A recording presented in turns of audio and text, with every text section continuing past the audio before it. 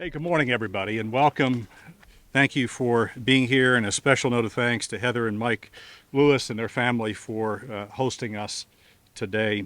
I'm Russell Redding, Secretary of Agriculture, and always good to be on a farm and with the farm families of Pennsylvania.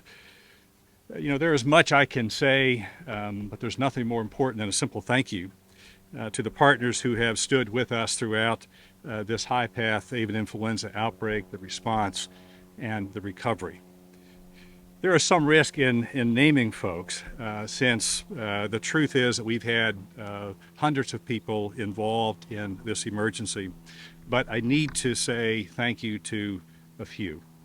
First of all, to the poultry producers of Pennsylvania, thank you for your commitment to agriculture and your cooperation, and certainly to food production here in Pennsylvania. To Chris Herr and the Penn Ag Industries Association for your leadership, engagement, and guidance over the last several months. To Dr. Chrislyn Wood and all of the USDA team, and she will share some of what that team looked like and the folks who were here. But I have a new appreciation for the partnership that we have as a state government and a Department of Agriculture with our federal sister agency of the USDA. The resources, the experience that they have, but also what they shared over the last couple of months, put us in a position where we could stand here today and talk about recovery. To Randy Padfield, our director of the Pennsylvania Emergency Management Agency, you don't respond in the way that we did without the competency of PEMA. They have been with us with this emergency and many others, but I appreciate, again, their experience, their competency, but also making sure that in the response to high path AI, that we were also coordinating with our local emergency management agency and other personnel. To Speaker Cutler and Senator Schwank and all of the members of the House and Senate and the General Assembly, I'm going to say thank you. You know, from the very, very first call that came about high path AI and what Pennsylvania was experiencing and the potential for our exposure, the Speaker and all of the General Assembly were there, and they understood the importance of this to Pennsylvania and the economic issues, but they also understood the human capital questions that were critical.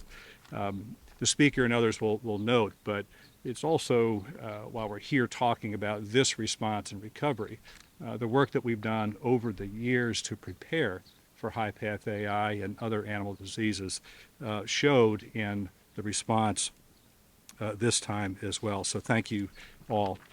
To our Executive Deputy Secretary, Greg Hostetter, and the PDA team, including our state veterinarian, Dr. Brightbill and Dr. Hamburg and Dr. Hanshaw and Dr. Chawari and so many others.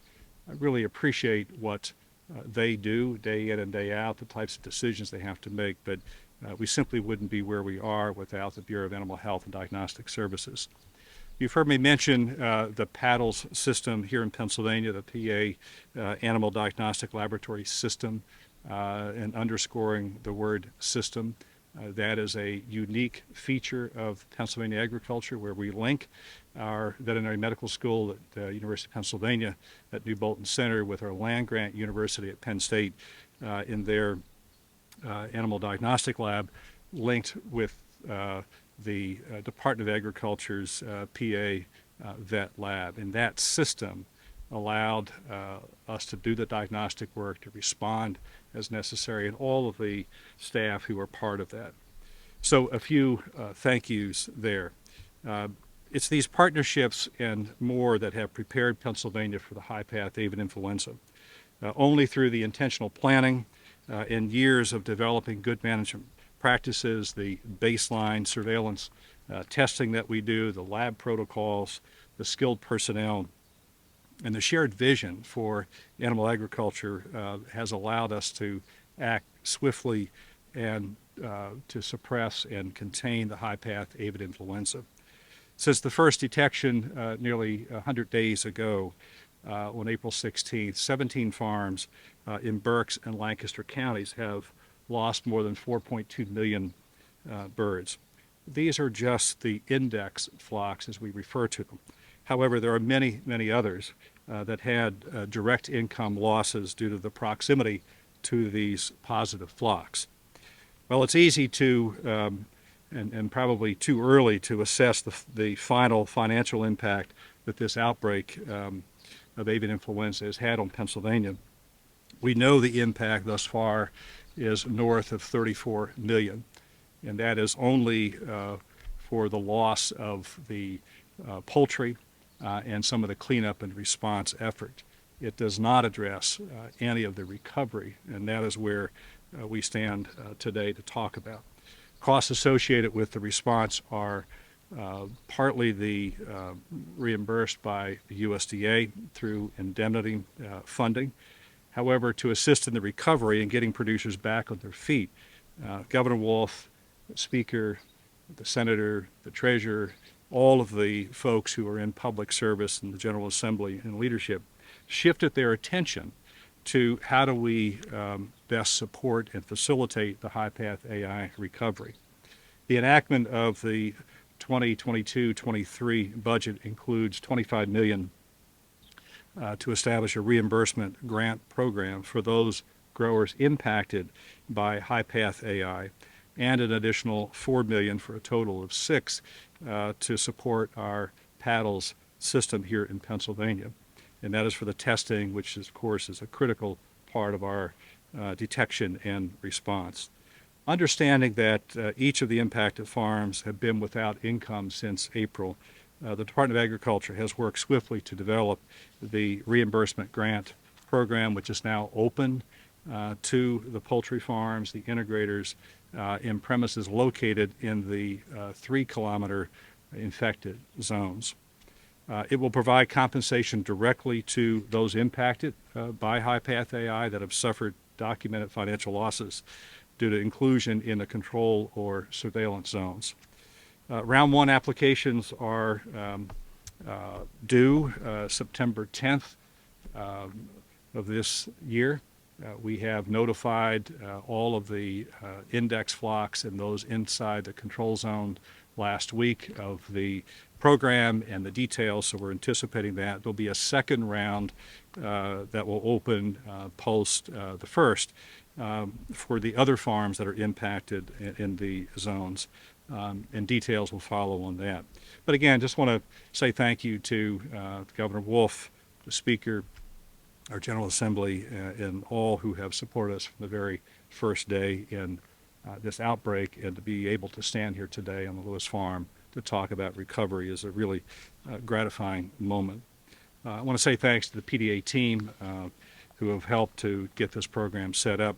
The recovery funds, important for all of us to understand just the impact. As we said 100 days ago, the poultry industry in Pennsylvania is a $7.1 billion industry. There's 26,000 plus employees and jobs associated with it. So making sure that we protect that industry, that system, is critical to Pennsylvania's economy as well. Final point would be, just remember that while we stand here in the calm of this moment and talk about recovery, the threat of high-path AI has not diminished. Right? We're in a pause. We were exposed to this strain by way of the birds that were migrating north. You go back to your 6th grade science class, right? There is another reverse migration, right? It will happen 90 days or so from now when they go south again. This strain is still active, so we are anticipating, again, exposure at that moment. So we must remain vigilant. The general quarantine order that we have imposed across the state remains in place, and that is because we need to continue to be vigilant in our biosecurity, making sure that the traffic, if you will, of commerce that moves in and out and around Pennsylvania is still adhering to that quarantine notice. And of course, we had to cancel the exposition of poultry at our fairs. That remains in place as well. So all of these are reminders that while we are recovering in this phase, there is still a lot of concern out here with high-path AI, both for this farm and all of the neighbors. As you look around, you can see the poultry operations as well. But again, I'll end where I began with a simple thank you.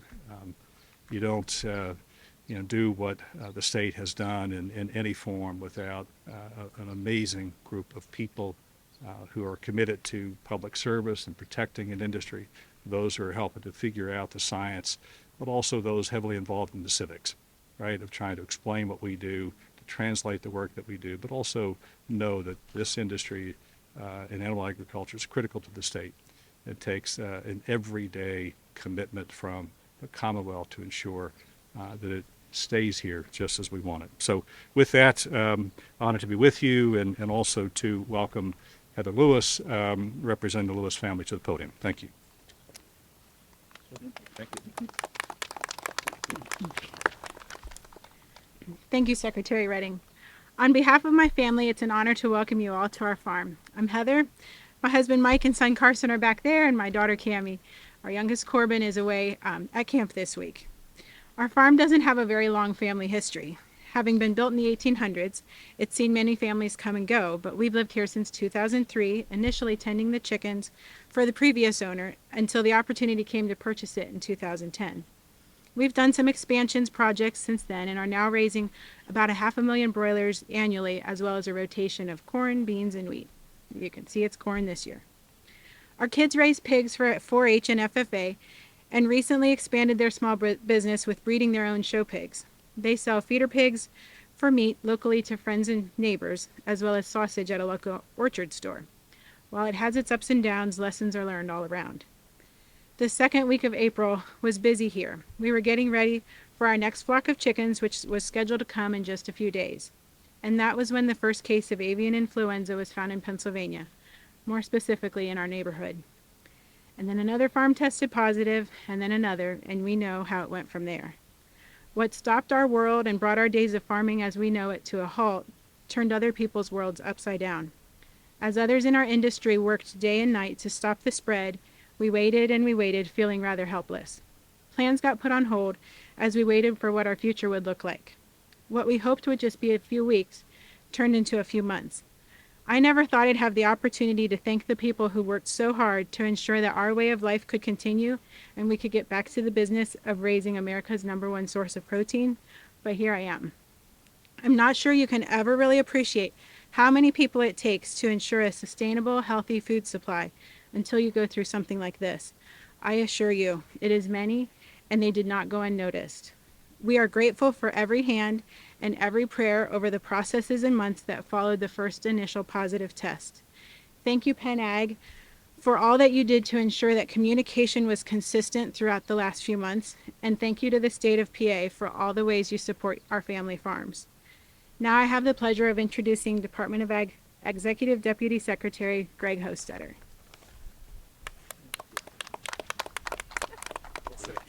All right, thank you, Heather. It seems like I have a guest here with me as well that just joined me at the podium. Good afternoon. I'm going to share a few of the activities, or I should say a lot of the activities that started since 2015, and maybe even some of those activities even started after 1983, if you know that story when we got it first here in Pennsylvania, what happened in '83. Prevention. A lot of planning meetings, tabletop exercises, Poultry Health Committee meetings, AI update calls. I think some folks maybe tuned into that, maybe 200 to 300, I believe was how many attended, and who all was involved in that. That was the industry, it was growers, USDA, Department of Ag, Paddles, Penn Ag, and many others. Response. Detect and eradicate a foreign animal disease. And we're talking about high-path avian influenza in this one. Who was involved in that? Again, it was the industry, it was growers, USDA, PDA, Paddles, Penn Ag, and PEMA. Recovery, that's why we're here today. A return to normal state or strength, that's the definition. So again, everyone here, as part of the coalition and the partnership, wants to see our Pennsylvania growers, like the Lewis family that we're with today, return to their normal strength. This would not have been possible without the partnership over several decades. And I'm here to point out one of those individuals, and he's going to be following behind me right now. Special thank you to Penn Ag Industries for being part of all those phases throughout the process. So Executive Vice President of Penn Ag Industries, Chris Herr. Thanks, man. Thank you all. It's great to be here. Lewis is very tough to follow you, Heather. Excellent job. I hope the speaker and some of his staff is noting should make a great representative. It is great to be here. In a way, celebrating what was America's largest animal health outbreak. We're in the #1 non-irrigated county in America that also hosts about 550,000 people, and balancing those two things is very important. From the group that represents the agriculture industry, I think it's important to point out. Unfortunately, government in many cases gets a bad rap for what they do. I'm here today to tell you all that they clearly got it right in this particular case. I've been around this industry pretty much my whole life, but in and out of government and around this for about 35 years. And I can tell you from top to bottom, this was a situation that really got it right from our partners at PDA, from that very first call, USDA, our academic partners. I know Dr. Tuari is here from our diagnostic laboratory. We're fortunate because of the investment of the Department of Agriculture and the legislature that we have 3 world-class laboratories run by 3 world-class lab directors who, in the end, did 20% of the national testing that was done in America. 36 or 37 states, 30 or 20% of that total testing was done here in Pennsylvania. Appreciate PEMA being here. Again, bringing that consistency of government, bringing that experience to really put on or help guide an emergency response. I really have to point out and thank our legislators. Representative Cutler's here, Speaker of the House. Some of his staff is here, and a lot of the support goes back to the legacy of some great leaders that Lancaster County has had over the years, and especially Senator Noah Wanger. Noah's no longer in the House, but many remember that name, and the legacy of his staff and the folks who he helped mentor, like Speaker of the House Cutler, are critically important. But those tentacles go a long way. They go to the appropriations chair, Stan Saylor. We appreciate all the work he and his staff. State Representative Mindy Fee, who has this district. And it was very bipartisan. This effort we're talking about today started, with the governor's office, and it was supported by Senator Schwank, who you were here, a great supporter of agriculture, to really make this happen. So it was something that, if there's ever an expose to be done about how government got it right, this would certainly be it. So on behalf of the 450 Penn Ag members, and at times we had nearly 700 individuals on the phone on biweekly calls with Secretary Redding, with Dr. Brightbill and his staff.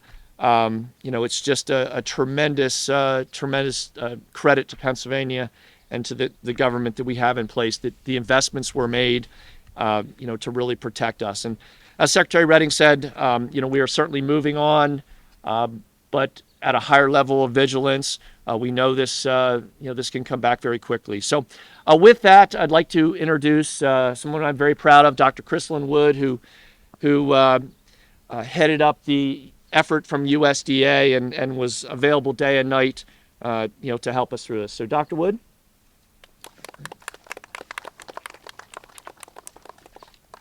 Thank you very much, Chris. Thank you, everybody, for the opportunity to be here. I'm grateful to be here and to update everyone on the tremendous progress that Pennsylvania has made with the highly pathogenic avian influenza outbreak, and to help introduce the High Path AI recovery package for poultry farmers and other agriculture-related industries that were affected by this incident. Pennsylvania Department of Agriculture has always worked closely with USDA in the past 18 years since I've been here to be as prepared as possible in a proactive approach to help protect the poultry industry against threats such as highly pathogenic avian influenza, reduce the spread of the disease through biosecurity education and tools, and excellent rapid diagnostic testing at the Pennsylvania Animal Diagnostic Laboratory System, and always considering the financial impact of the industry by striving to allow business to continue in a safe manner. I think back to April when we had our first case here in Pennsylvania in a large chicken egg layer complex in Lancaster County, and how quickly the incident ramped up for a total of 17 affected farms and more than 4 million birds that were affected. Everyone was hands-on involved full-time during that time. Pennsylvania Department of Agriculture, USDA, PEMA, other Pennsylvania state government agencies, PennAg, Paddles, Penn State University Extension, and then even the feed companies, the manure haulers, transportation companies, and the Pennsylvania poultry farmers and the companies involved. We worked together to contain this virus. USDA's role during the incident was to provide a national overarching policy guidance throughout the incident and helped implement with the incident management teams, providing staffing and assistance in numerous positions such as case managers, site managers, biosecurity officers, and financial reimbursement specialists, just to name a few of the positions. I'm very proud of all the accomplishments of so many people who've pulled together to do everything possible to help us get through this challenge. As we move forward in this fall season, it's imperative for poultry owners to maintain a high level of biosecurity. Excellent biosecurity should be the new normal to help prevent additional cases or introductions of the high pathogenic avian influenza virus in our poultry. High path AI virus continues to circulate in wild waterfowl, and there have been recent cases in domestic poultry as close as Florida and also in western states like Utah, Oregon, and Washington state. Some things that poultry owners can continue to do are to report sick birds to the Department of Agriculture, keep wild birds away from your own birds, and keep your equipment and vehicles clean between loads. We must continue to remaining vigilant to keep our poultry healthy and learn from our previous experiences and to continue to support the poultry industry. So I would like to introduce PEMA Director Randy Patfield next.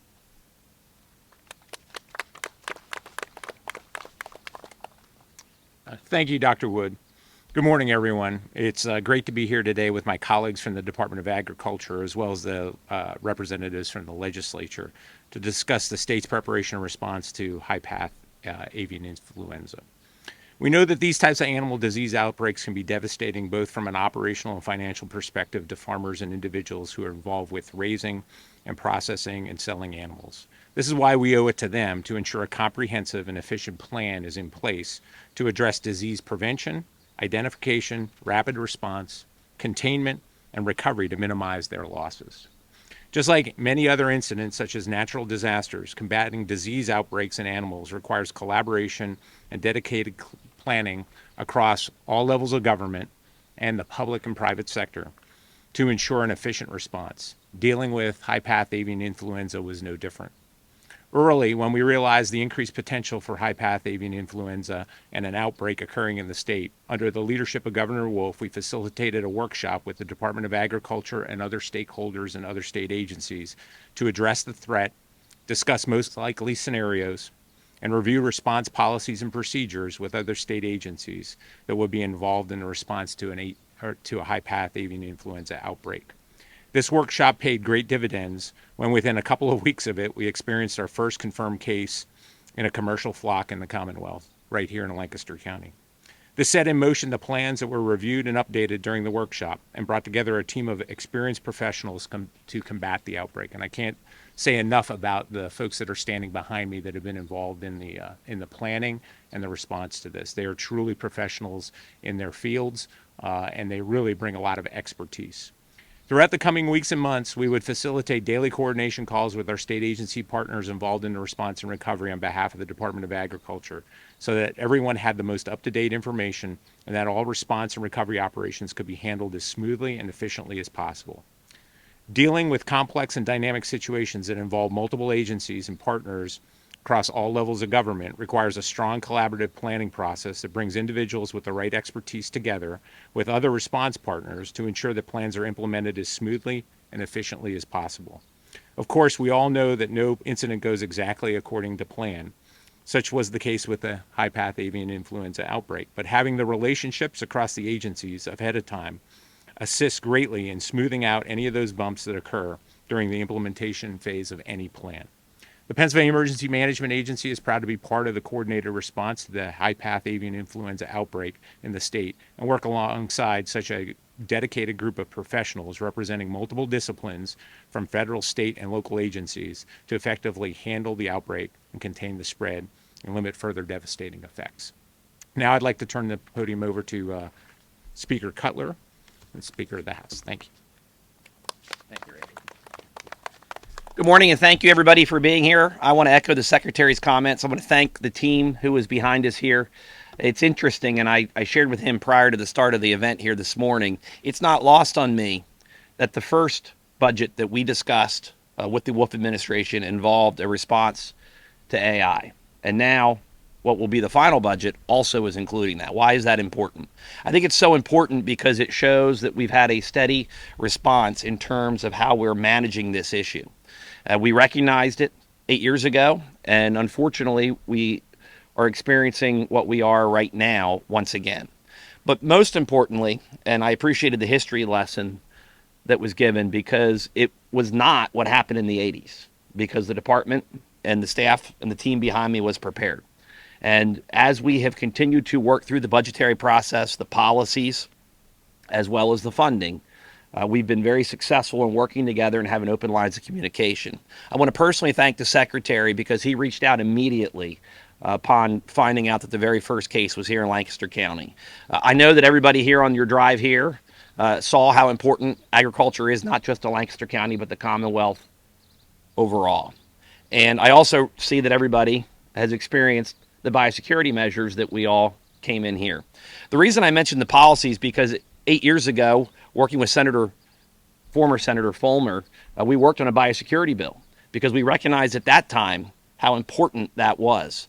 And as we continue to look forward, and I think that's the important and the operative word, and I want to thank the Lewis family for having us here today because the one thing I do know is our farmers are very resilient.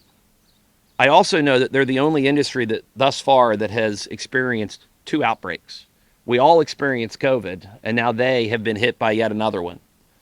It's important that, as Chris mentioned, we work together as a team, we support those in the industry, and recognize the importance of our food supply, because that is ultimately how many of us will see this as we move forward.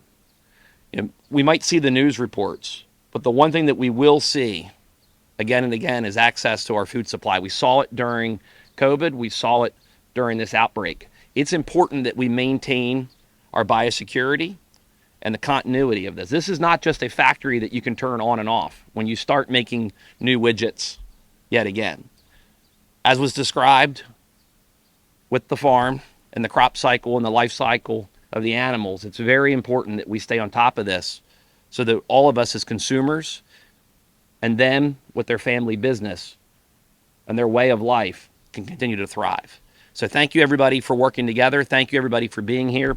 And I want to thank all the press for being here as well, because it really is important to get the word out. Because as the Secretary mentioned, as the migratory bird patterns flip, we're going to have to continue to be vigilant and continue to learn from each of the periods, the 80s, 8 years ago, and again today as we move forward. With that, I'll turn it over to the watchdog of all of our tax dollars, the Secretary.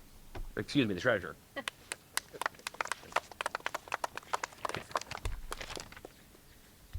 Thank you. Good morning. I'm so pleased to be with you here today.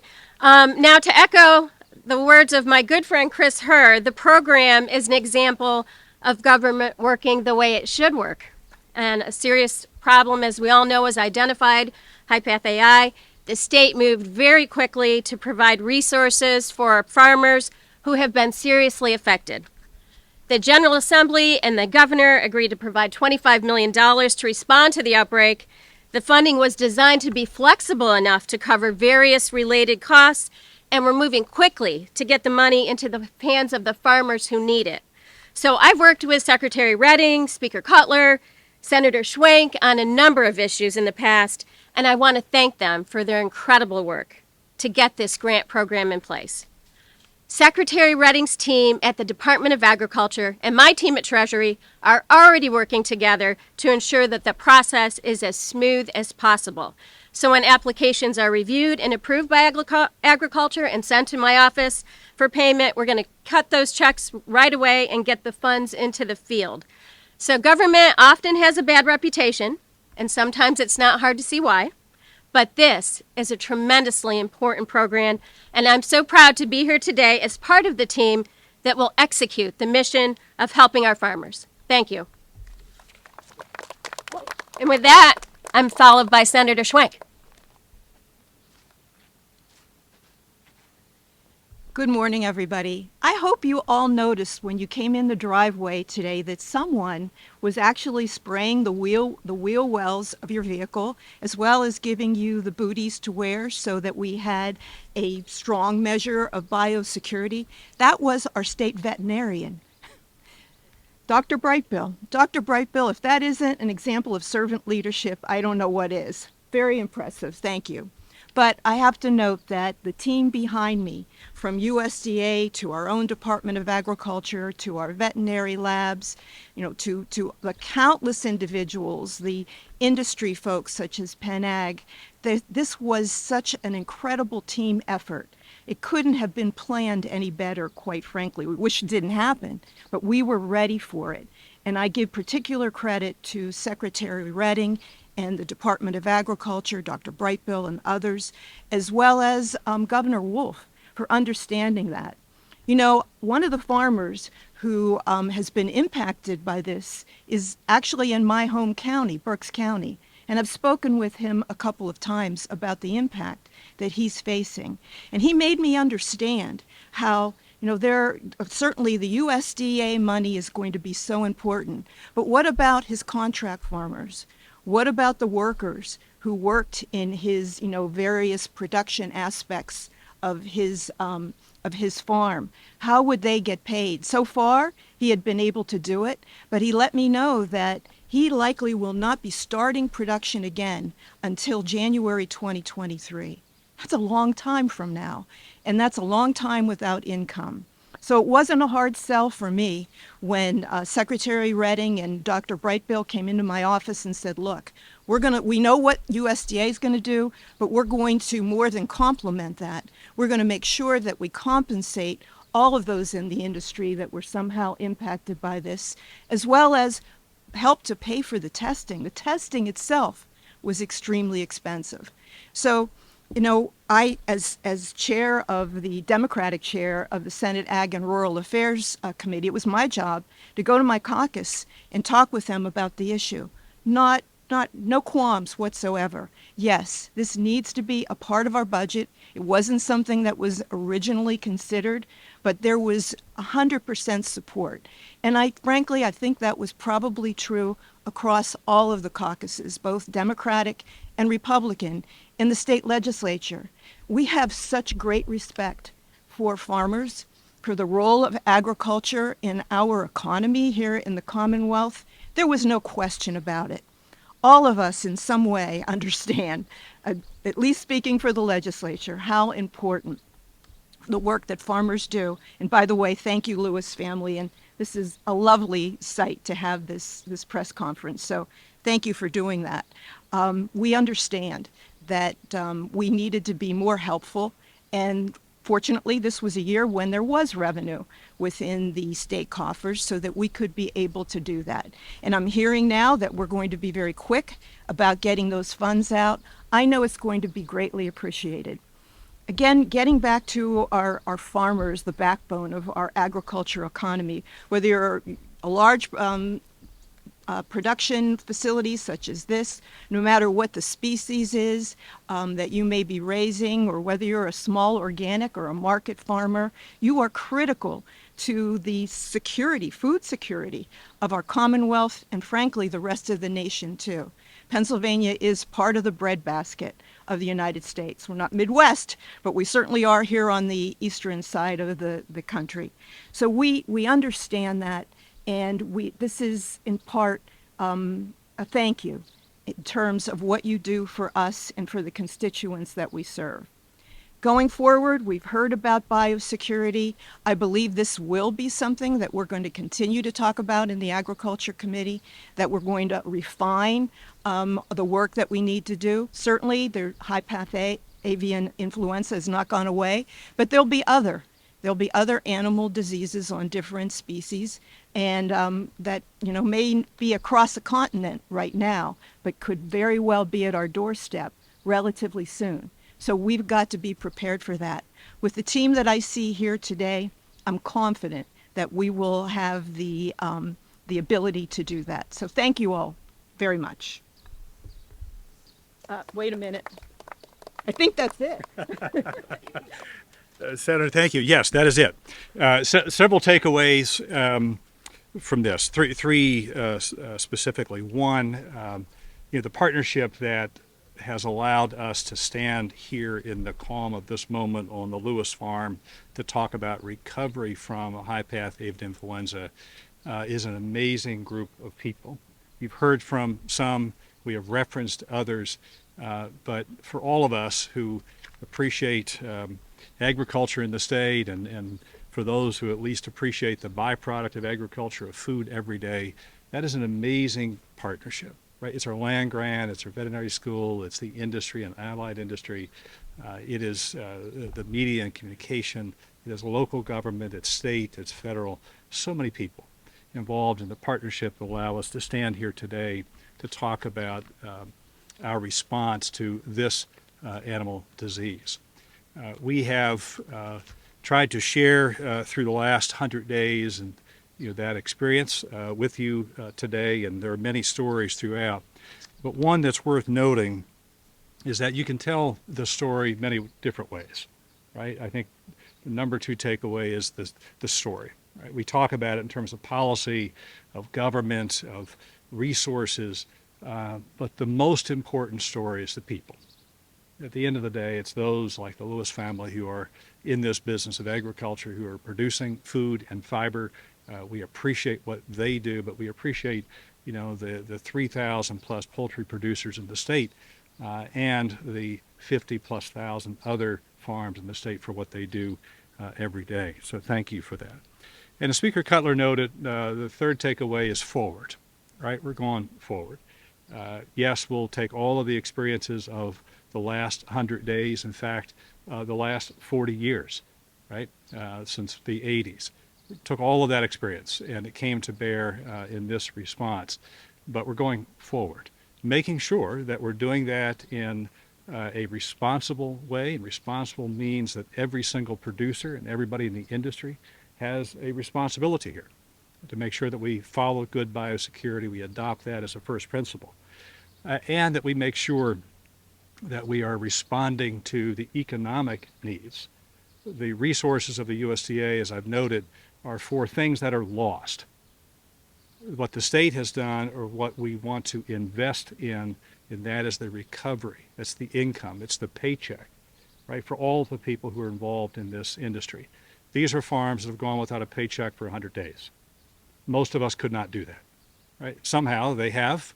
We appreciate all who are in the allied industry who are investing in the financiers and ag lenders and others who are patient in making this possible. But we're going forward and making sure that we as a department and a government get the resources out as quickly as we can. That system is underway.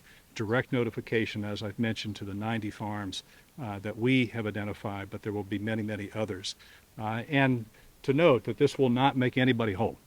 Right? This is not about closing all of that loss, but it is making sure that they go forward, that they're in the best position to go forward. So that is where we are. We appreciate all of you being here, to all who are standing with us and surrounding us today. We say thank you for your patience, for your support, for your leadership in so many ways to allow us today to talk about recovery here in Pennsylvania and getting our poultry industry going forward. So thank you. Questions, please. Questions or comments? Yes, sir. Process going to work as far as will it be a matter of first come first serve, and then once the money runs out it's done, or is it going to be allocated in a certain matter? Yeah, great question. So what we have done, and I noted in the introductory comments that there are several sort of rounds. So the round one is to make sure that those farms that were in the original control zones, the index flocks, the 17 plus, folks like the Lewis family who are caught in the collateral damage of not being able to repopulate, we put them in round one. And then we'll make decision. This will be based on actual losses that occur. We'll have to make that assessment and then do the payment. The second round then will be determined by what resources we have left from the first round. So we'll plan that out.